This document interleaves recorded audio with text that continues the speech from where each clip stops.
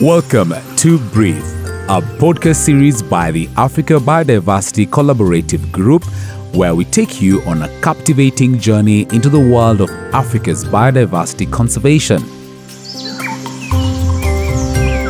In this podcast, we strive to be at the forefront of biodiversity conservation efforts, delving into the intricacies of Africa's diverse ecosystems, extraordinary wildlife, and unparalleled landscapes.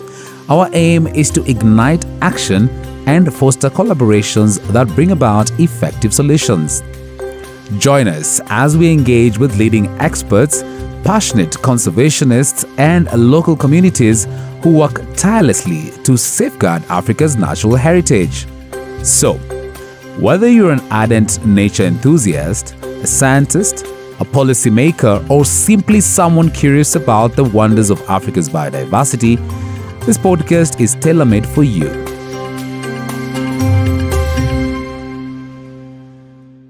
Welcome, dear listeners, to an enlightening episode of Breathe. I'm your host, Laban Clifon-Serio, and today we have the privilege of delving into the awe-inspiring topic of biodiversity. Today, we're honored to have two distinguished guests joining us. Our first guest is Madam Rubina James, the Director of ABCG. Rubina will lead the discussion on sustainable conservation practices using a traditional approach. She will enlighten us on the importance of incorporating age-old methods to preserve the environment. Our second guest is Madam Roseanne Wanjiku, the Managing Director of the Insectary, an offshoot of Gaea Foods. Roseanne will shed light on the significant role played by the black fly larvae farming to process environmental waste in conservation and biodiversity. Her expertise will guide us through the benefits of these larvae and their positive impact on our natural ecosystems. Karibuni sana to Breathe. Thank you so much for having us. It's a real pleasure to be part of this podcast, especially since we're discussing such an important subject. Thank you, Madam Rubina, for joining us on this episode. Just before we delve deeper into the discussion, just give us a bit of more detail. What does ABCG do? All right, good question. ABCG is the Africa Biodiversity Collaborative Group, which is a group of 7 of the largest conservation organizations that started a collaboration, realizing they couldn't do it individually or on their own. So what's important here is that the resources, both human resources, technical, substantive resources, are shared amongst these 7 organizations to ensure that their work is sustainable, practical, and able to be dispensed to local communities. So it's bringing, if you will, resources from all over the world through technical expertise to the most critical issues facing African conservation today. Wow, I can tell you're very passionate about the work that you do at ABCG. What drives this passion about biodiversity? I really believe that we have spent so much time developing our countries and completely ignored the earth that we're taking these resources from, the air that we're breathing. So whilst we're hearing a lot of people, and especially the youth today, saying, what kind of world are we going to leave? What kind of world are they going to inherit? I think it's really important for us to take a step back and realize that development is not at the absolute mercy of our world and the natural resources we live in. So I'm passionate about it because, quite honestly, it makes common sense to me. I think everyone should be passionate about this because this is where we live. It's the food we eat. It's the air we breathe. It's the water we drink. I could go on. And if we ignore that, we are doomed to extinction. Madam Rubina, do you think by protecting biodiversity, we're safeguarding our future? Absolutely. I think what's really important here, Laban, and I would like to stress this here, it's living in harmony with nature through respect and balance, taking active steps to preserve and protect biodiversity. But let's not forget, this is nothing new. This has been going on for centuries. This is part of our DNA. This is part of who we are as a peoples. And the importance about that is for a long time, it's been put on the back burner. It's going back to look at things that worked for millennia. And this traditional knowledge is absolutely critical to be shared with our modern science and continued and used and not just put on the back shelf. On water conservation, for example, water, which is such a treasured part of who we are and our basis for sustainability, have been practiced by indigenous communities for millennia. Again, they had a close relationship with their water sources and practiced water conservation methods, rainwater harvesting, diversion channels, terracing to prevent soil erosion and protect water quality. Another aspect which is absolutely critical here is looking at our forests, which we hear so much about these days. But indigenous communities have had a deep understanding of these ecosystems where they live, including forests. They often employ forest management practices that promote biodiversity and ensure the long-term sustainability of resources. These include selective logging, controlled burning, importantly, the recognition of sacred sites, land stewardship. Yet again, indigenous communities are caretakers of the land and therefore have a holistic approach to resource management. They prioritize maintaining a balance between human needs and the healthy environment, which involve respecting boundaries, practicing land restoration, and considering the long-term impacts of their activities on the ecosystems. And that is the absolute core of what traditional and indigenous knowledge and practices provide to the conservation of biodiversity and the protection of our natural world. Our listeners and everybody play a vital role in this endeavor.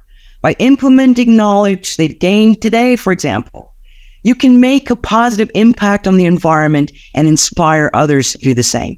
And bear in mind, conservation begins at home. Wow, that's a great punchline there. Conservation begins at home. Perhaps a good point now to welcome on board our other guest. That's Madam Roseanne Wanjiku. What do you do at the Insectary? Thank you, Laban. So the Insectary is actually the insect factory, and it came about to respond to the issue of solid waste from food processing plants and animal farms.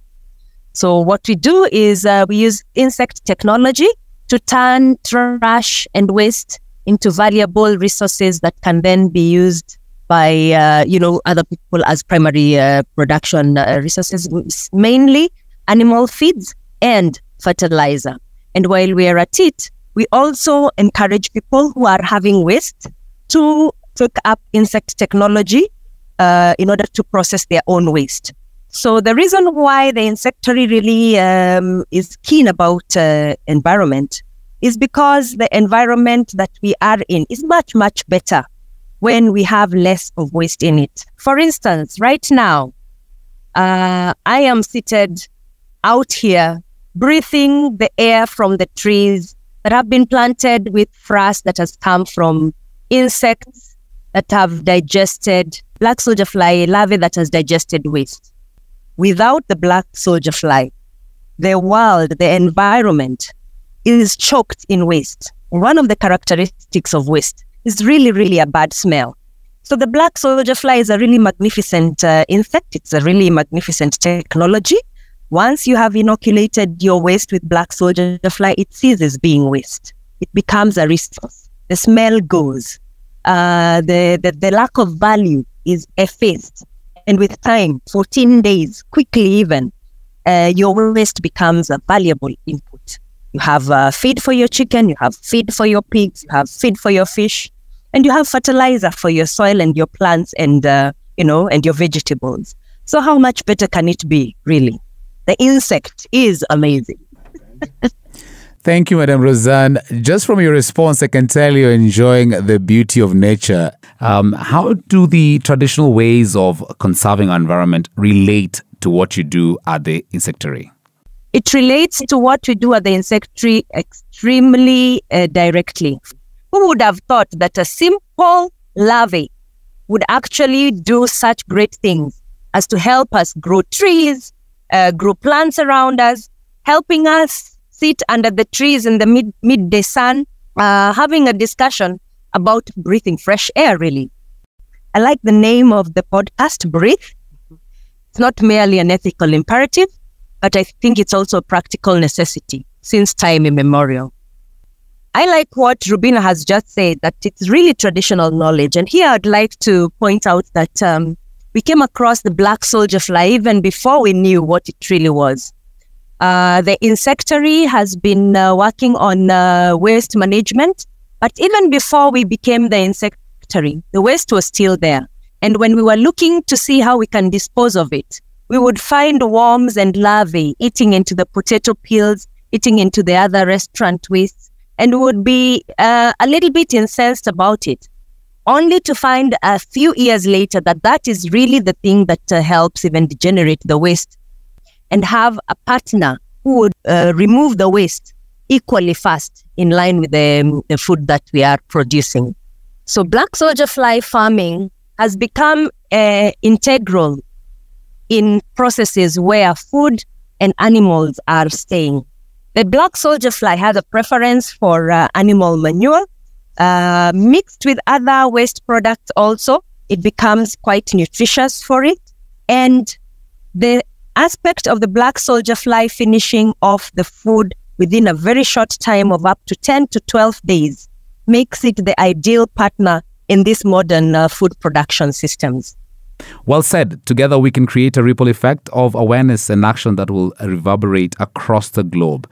Let's encourage our listeners to become ambassadors for biodiversity conservation, sharing what they've learned and empowering others to join the cause.